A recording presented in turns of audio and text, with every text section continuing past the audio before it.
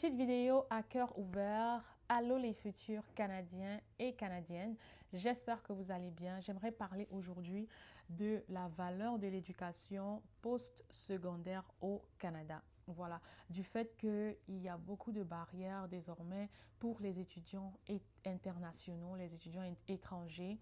Et je me demande, est-ce qu'au niveau international, c'est toujours vraiment ça?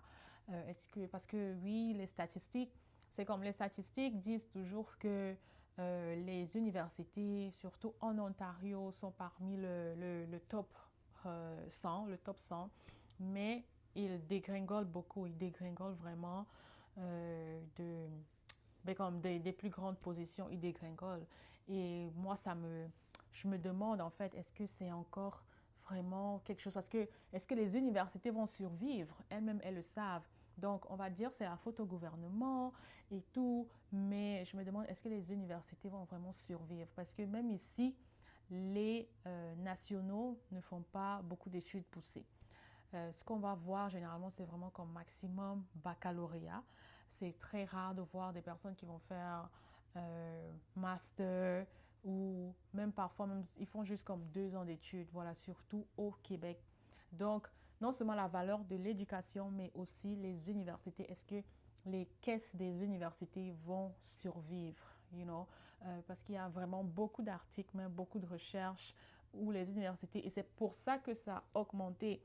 Les frais ne font qu'augmenter non seulement avec l'inflation, mais également avec le fait qu'il y a peu d'étudiants internationaux qui sont acceptés. Donc, c'est un peu comme on repartit le prix le prix de la perte. Voilà, on repartit la perte sur les autres étudiants internationaux. Donc, ce qui est sûr, beaucoup d'étudiants viennent, je n'imagine même pas les statistiques des gens qui veulent toujours rentrer au Canada, mais c'est comme, est-ce que c'est toujours vraiment important de faire des études au Canada? Vous voyez.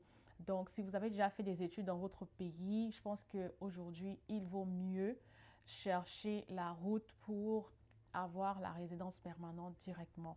Et comment est-ce que vous pouvez le faire?